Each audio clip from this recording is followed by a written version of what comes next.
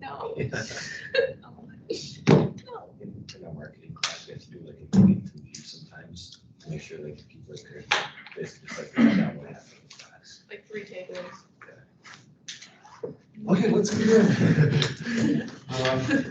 So we have to finish today our story about international trade.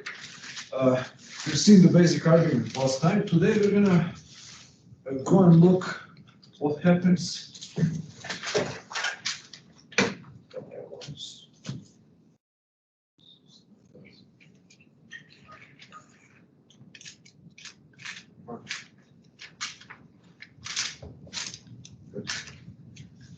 Okay, what happens when the governments try to impose protectionist measures, the economic analysis of protectionism? So we've seen the theory of free trade, what are the consequences of free trade, and the theoretical principles that explain and justify free trade on the basis largely of division of labor and comparative advantage. Then we're going to see protectionism, how protectionism works, and what are economic consequences of protectionism. And we're going to do that by studying the two types of effects that happen. The first one is the distributional effect.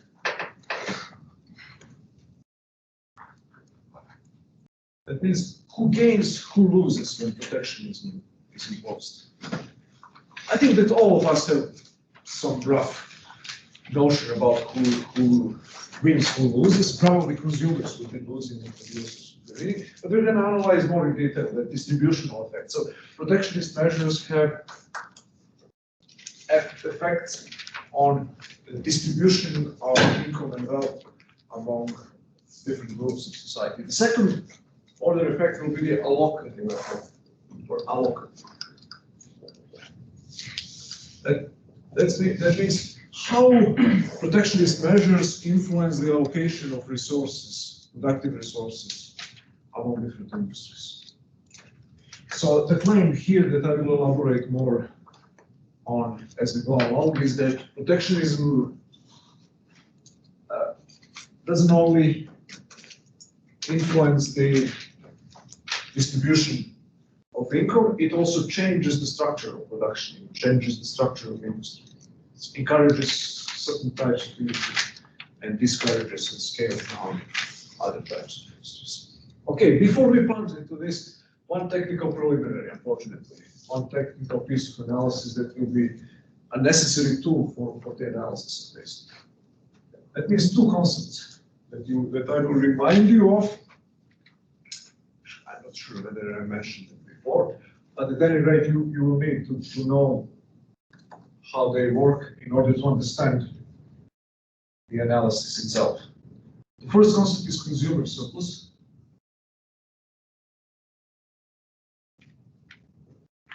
And the other concept is producers. Sorry. Producers. Surplus. What is that? First, consumer surplus.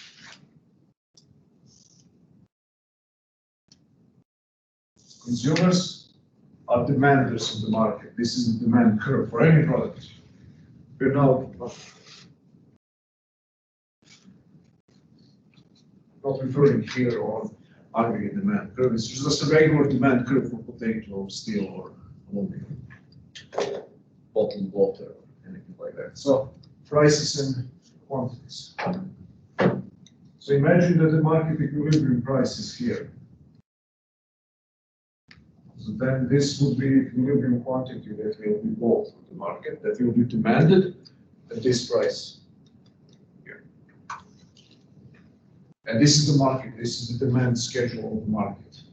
At higher prices, fewer units of the product will be bought. At a lower price, higher number of units will be bought. Now, what is the measure of how much consumers? We know already that people engage in exchange and trade because they expect to benefit from it. Inequality of values is a precondition of trade. When you pay $3 for a cup of coffee, you value a cup of coffee more than $3 that you get. So now, That means that if a price of a cup of coffee is $3, let's say it's a market for coffee, only people who value coffee more than $3 will buy. Some of them will buy one coffee per day, some of them will buy two, some of them will buy three, that is different price, but only people who value at least one unit more than $3 will participate in the market. Consumer surplus is the difference when looked from an individual point of view. Consumer surplus is the value that you gain, that you receive by buying something. It's a difference between the maximum price that you would be ready to pay for a product and the actual price that you are paying. Let's say that your maximum buying price was $4 and you pay $3 because that's where supply and demand for the entire market intersect, determining the price. Then your consumer surplus is $1. $1 times 1 unit, 1 cup of coffee. If you bought 2 cups of coffee, then your consumer surplus would be $6 times 3. Okay? So then the entire consumer surplus for the entire market would be kind of this triangle here. This area above the price line here. All people who value at least 1 unit more than $3, they buy a certain number of units, less and less as the price increases, of course. That's consumer surplus. Consumer surplus is a measure of how much buyers benefit from the exchange. Okay? Consumer surplus equals maximum buying price times quantity minus market price times quantity. If you simplify for a moment and would say that everybody is going to buy just 1 unit, then we can say just maximum buying price minus market price. You would be ready to pay $5, you have to pay $3, you have a surplus of $2. So that's the consumer surplus. What is producer surplus? It's a measure of how much producers gain by selling a product. Now you have a supply curve.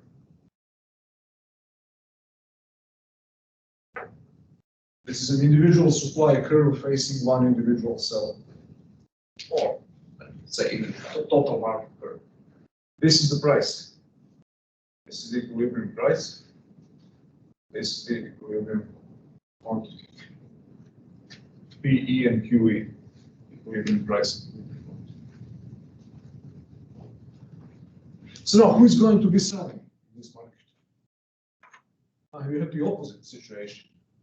In the market for buyers, only people who value the product more than its market price will be buying.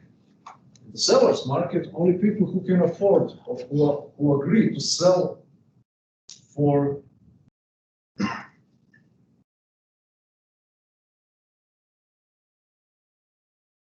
who can afford to sell at a lower price than the market price they will be selling. Let's say that it's $3 per unit coffee, and your minimum selling price, that's the minimum selling price, is, let's say, $2. You would be ready to sell for 2, market price is 3, you receive a surplus of $1. That's producer surplus. It's usually thought of as a difference, as a price cost differential. That means my cost is $2, price is 3, I can afford to sell. But it doesn't have to be. If you have just certain things at your disposal that you created yourself, or you got it as a gift, then the minimum selling price is whatever you are ready to charge. The minimum price below which you wouldn't call negotiations with buyers. So then this triangle here is total market producer surplus. A measure of how much producers, or let's say sellers, benefit from the exchange. This firm can afford to sell for $1. And there are 3 of them selling each 2 units apiece. So then they would benefit, that would be the value of their benefit. 1, 2, 3 units is available. And then you have some other firms that are ready to sell a certain number of units at a given price. So this triangle here would measure the total benefits that producers derive on the exchange. So when you draw a demand and supply curve, and we join them together now, it looks something like this. This is the supply curve. This is the demand curve. This is the equilibrium price. This is the quantity that will change hands. Those people here on the demand side, this is consumer surplus, will trade against those people here. So the low-cost sellers will trade with more generous buyers, buyers who are ready to pay. And who is excluded? Less generous buyers, people who don't need that good particularly, and less efficient producers, who have minimum selling prices that are higher than the market price. So these 2 parts of the curves, this part of the supply curve and this part of the demand curve, they are outside of the market. Okay, so that's the technical preliminary I was talking about. In any market, this is the case. The consumer surplus is a measure of how much buyers benefit. Producer surplus is a measure of how much producers. Let's now talk about free trade and protectionism and apply this analysis. I might have erased this too quickly. So let's assume now for a moment that you have, let's say, American economy, American market for steel. Let's assume that America, for a moment, that America is a closed state. There is no international trade whatsoever. Domestic total supply of, let's say, steel in America is determined by how much steel domestic companies can produce. So we can draw a curve.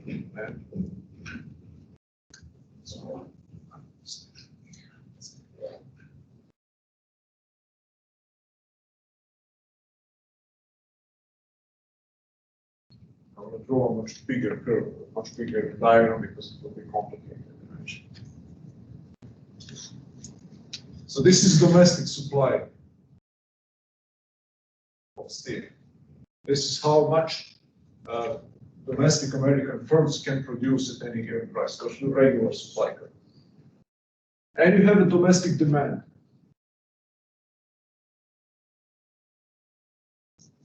This is the demand curve. So if there is no free trade, and there is no trade of any kind whatsoever between America and the outside world, then the equilibrium in the market for steel will be here, intersection of domestic supply curve and domestic demand curve.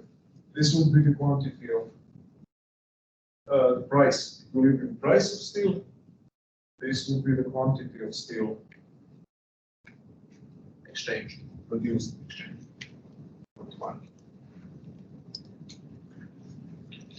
So now that's if America is completely isolated economic society, no trade relations whatsoever. Now let's do the complete opposite now. Let's see what the curves look like if we assume a total free trade. Everybody everywhere in the world can produce and sell steel in America at whatever price they can get away with. So both American supply curve remains where it was. This is how much Americans can produce. But now people are allowed to import steel from abroad, from Brazil, from Russia, from China, from Europe, Canada, you name it. What happens? What will determine the price that American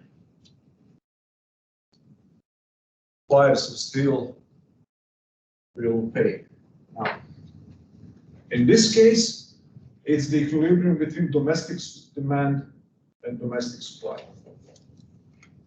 What will determine the price that the American buyers will have to pay if there is a complete free trade and total specialization in the entire world? Everybody can produce steel and can sell steel in America. There are no barriers.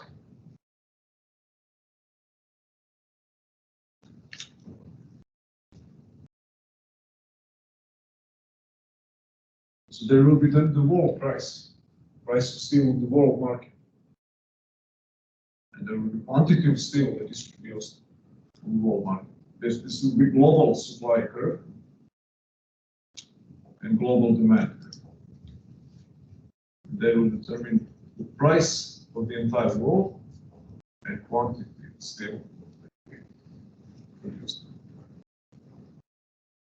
So then if there is a free international market for steel, this price will prevail in the entire world.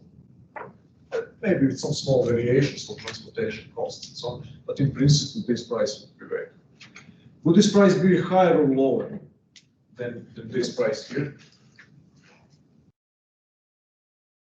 Higher or lower, what do you think? And why? To apply the lessons from last class. Here only Americans can produce steel. Here the entire world produces steel. That means that there is more specialization, more division of labor here. Division of labor is productive. How is it productive? How specialization increases productivity? There are three ways, two of which are relevant here. Increased competition leads to higher quality of products and to lower price. So increased competition will push the price down. So the world price of steel, the price of the world market that Americans will have to pay will be lower than domestic price without any trade. Now there is a free trade, there is a world price, and Americans have to pay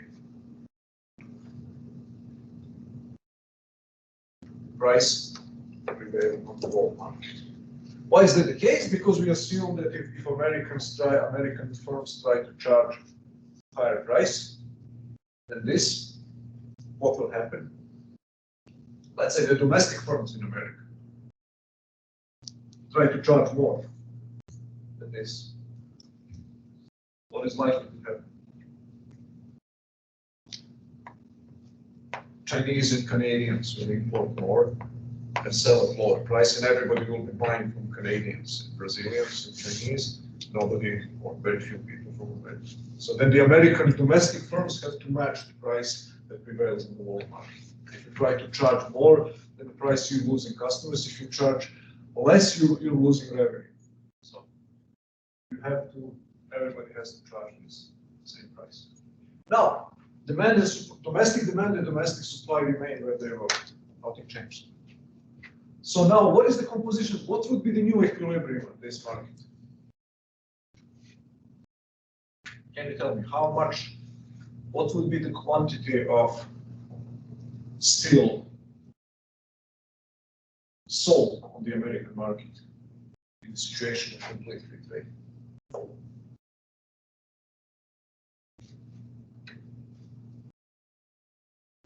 This is the price.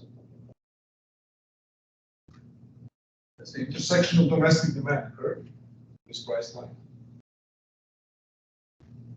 This is the price that we have to. At this price, domestic characteristics of domestic demand are such that people overall will buy quantity one. And remember, any demand curve. This is the demand curve, and somebody proclaims that this has to be the price. If that's the price, what is the quantity that you buy? Vertical projection from the demand curve. That's how it works.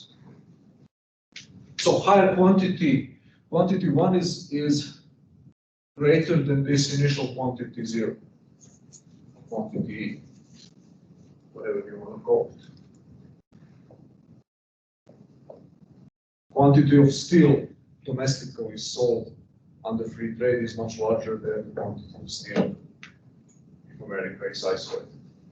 That much is clear. Now, another question that we have to answer now, what is the structure of this output? How much, in other words, of this total quantity, Q1, is domestically produced and how much of it is imported? Obviously, not all of it is imported and not all of it is domestically produced. Can you tell me, just by looking at the graph, how much of it is domestically produced? This is domestic supply purpose. And the price that you have to charge, you cannot get away with charging more than that is PW.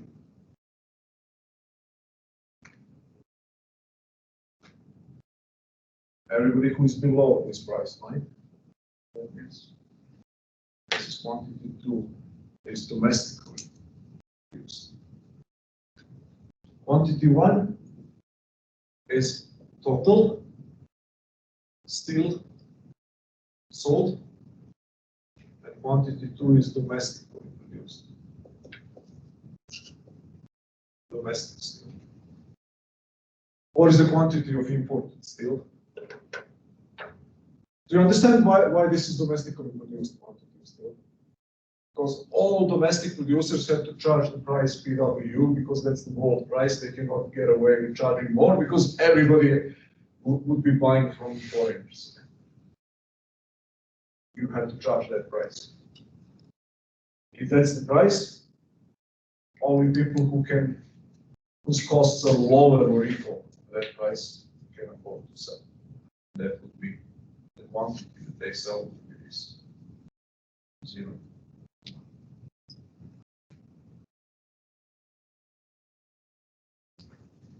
So imports would be Q1 minus Q2.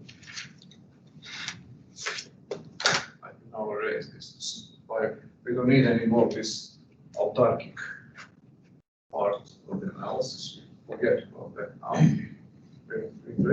So this part here is importation.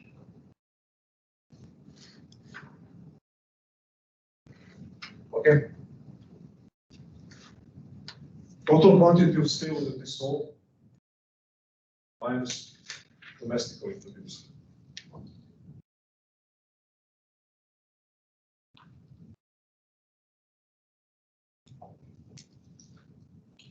Now, can you tell me what is the producer surplus and what is the consumer surplus here? This initial distribution under free trade.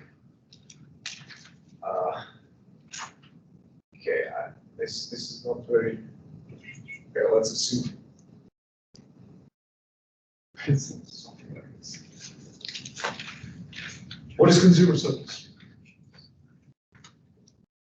It's the total difference, total benefits that consumers, that buyers of steel derive from buying steel or bananas, whatever. It doesn't matter what the product is.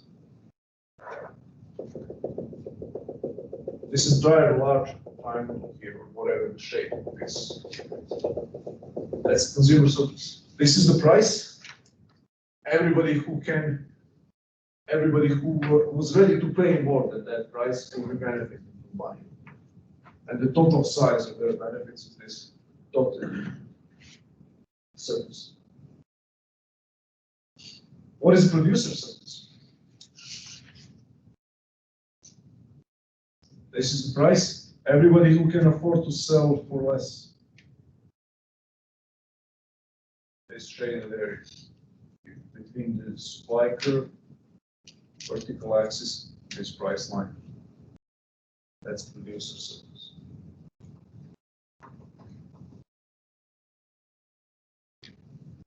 This is consumer surplus.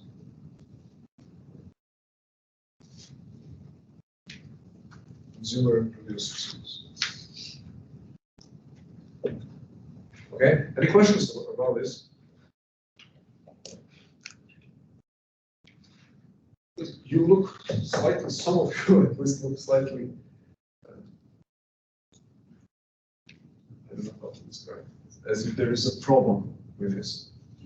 Please, if there's anything unclear, let me, don't hesitate to ask.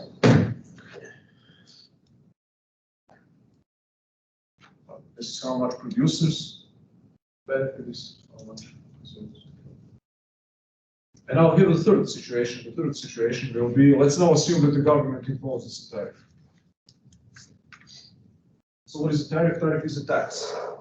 Could be all kinds of protectionist policies, so tariffs or quotas. Quotas are quantitative limitations. You cannot import more than 200,000 units. Their effects are the same essentially, but we're going to analyze a tariff because it's easier. It's catchier. The economic effects are the same. Now we're going to see first that the imposition of tariff has profound distributional effects. It changes the distribution of benefits from trade. Changes the distribution of benefits from production. So let's say the tariff is like a 15% or something. So then the new domestic price after the imposition of tariff will be 15% higher. Not this price anymore, but that price plus 15% tariff. All foreign firms will have to pay 15%, to charge 15% more because their costs will be artificially increased 15%. How will that affect domestic producers? What is the goal of tariff policy? They'd be able to sell more. And they would be able to charge more as well. So this would be then the price, the new domestic price tariff will be this.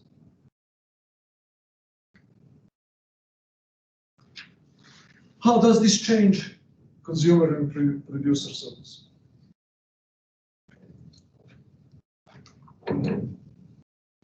What is the new consumer surplus? Is it larger or smaller than before? It's smaller. So this part is not consumer surplus anymore. This entire, what is this, trapezoid, was lost. Q1 times PD minus PW. Oh, no, that's formulas. That's not consumer surplus anymore. So consumer surplus has gone down. It means that the tariff is not beneficial to consumers as we can assume. We know. Now, key bond, who benefits? So the intuitive assumption is that producers will benefit, and also the government will benefit.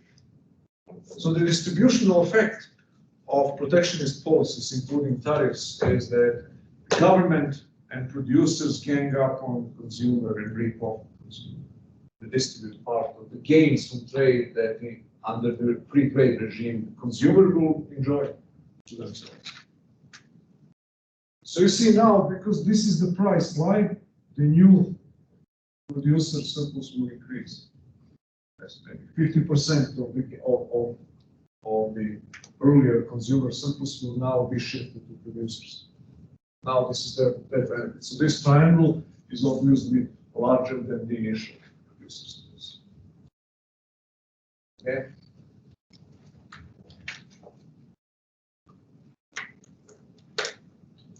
What about the government? What happened to the importation? First, what happened as a consequence of tariff? What happened to the total quantity of steel that will be sold? What is the new equilibrium point? Domestic market. Tariff.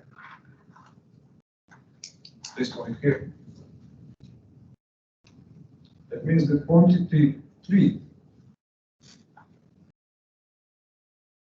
is smaller than quantity one. So that means the tariff reduces demand for steel. Of course, you increase the price, whatever the method, whatever the procedure of increasing the price, you will decrease the demand. What happens to the importation? The new domestically produced is quantity 4 here, domestically produced steel is quantity 4, which is larger than quantity 2. The domestic production up. When the new importation is quantity 3 minus quantity 4. New imports. New imported quantity. Under the tariff regime, the tariff. What is the gain that the government receives? Some benefits from the government that didn't exist before. It's this rectangle here.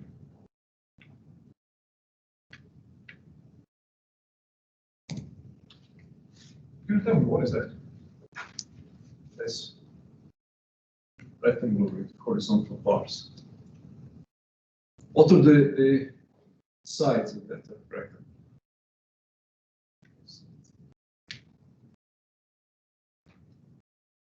This is the quantity of input. What is this?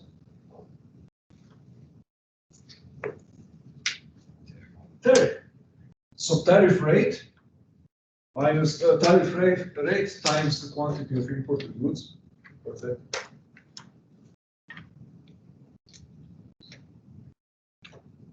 $100,000 metric tons of steel times 15%. 0.15.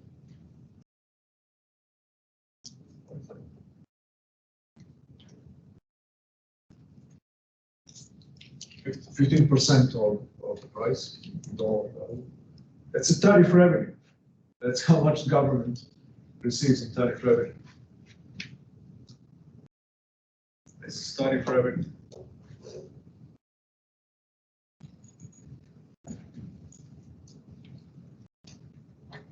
Okay, so that's the redistribution. That's the redistributive effect of free trade.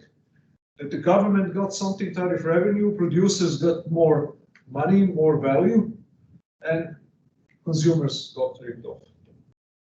But notice something. There is one more thing that is. What about those two triangles here? What's that? That's the value that is lost for society. That's the value, that's a part of what used to be consumer surplus that is not captured by anyone. Imagine, okay, total pie has shrunk. Not only the slices of a given pie are distributed in a different fashion. In this process of rearranging distribution, part of the social product was distorted. This is called deadweight loss. Deadweight loss is a part of national income, part of the gains from trade that was lost for society as a whole, that nobody captures. That's this allocative effect.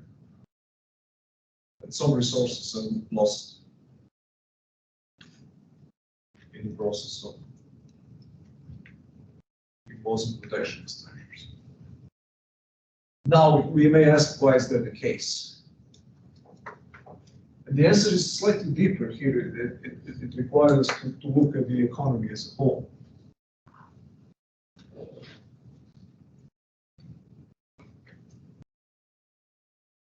And the answer is that not only the distribution has changed, the structure of domestic industry has changed.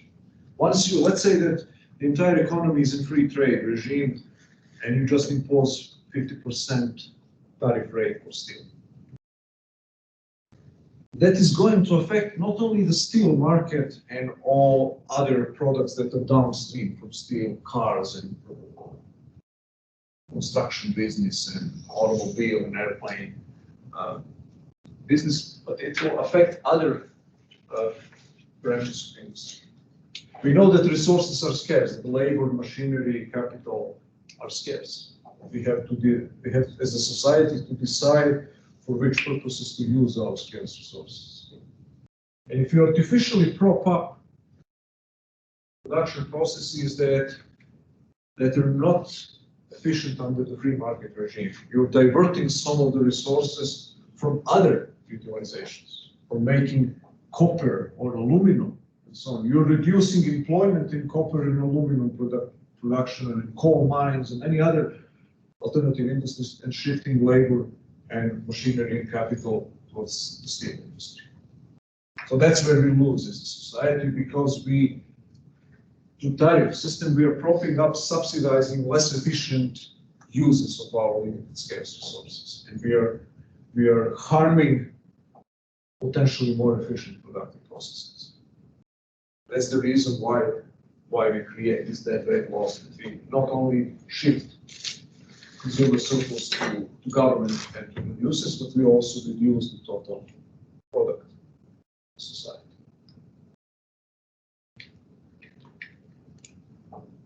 So we make our use of resources less efficient.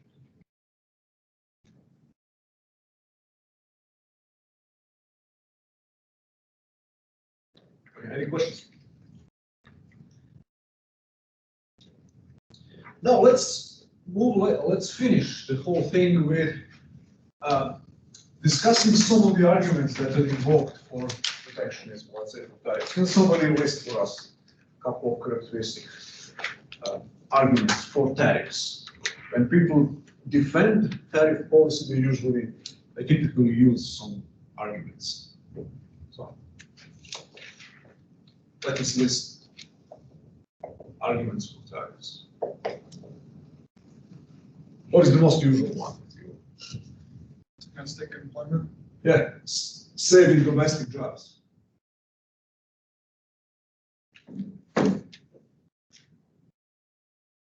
What else?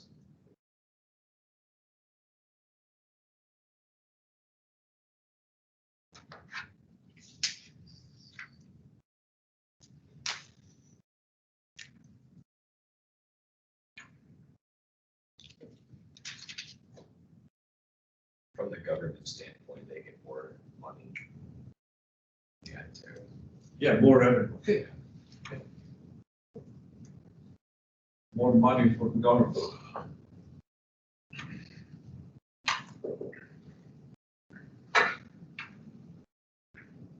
By the way, until early 20th century, the main source of American federal government's tax revenue were tariffs and imposts. Before income tax was, by which amendment? Which amendment to the Constitution? I was forgetting, 16th or 17th. I was chastising you. It's 17th, I believe. 16th and 17th are direct election of senators and income tax, federal income tax. But for the life of me, I can never remember which one. 16th is income tax and 17th is the direct election of two most faithful constitutional atrocities the last 100 years. Okay.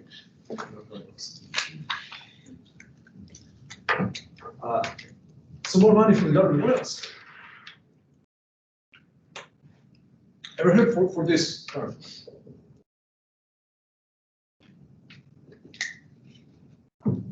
They're dumping their stuff on us. The Japanese and Chinese sound their stuff, dumping our market. Have to do something about it. Increase tariffs to reduce this dumping of their trash on our market. It reduces our domestic employment. And now there are different explanations for how dumping works. It's one of the explanations, yes. But sometimes we can list it as an independent argument, but it's connected. Is it? That they offer subsidies for domestic firms. So Japanese are subsidizing Toyota and Mazda, and then they're selling us their cars at a cheaper price, and then endangering or unfairly outcompeting our domestic automobile industry. Or they're stealing our intellectual property rights, patents. How does that work? Why is that? Intellectual property rights. Stealing.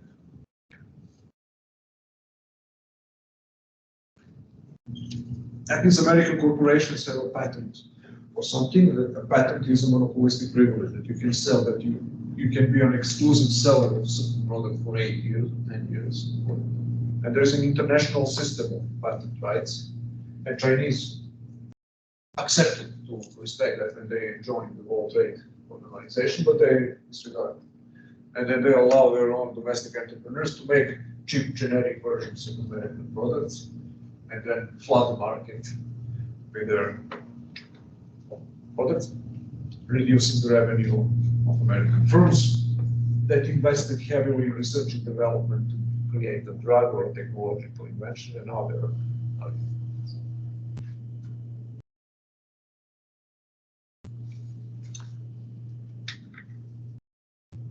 what else? There is another argument here, low wages. Low wages. So they can outcompete us, they can produce cheaper because they accept to work for lower wages, and our firms will move now in China to China or India and reduce domestic employment. So we then have to tax or impose tariffs on their products in order to make our labor market more competitive with that.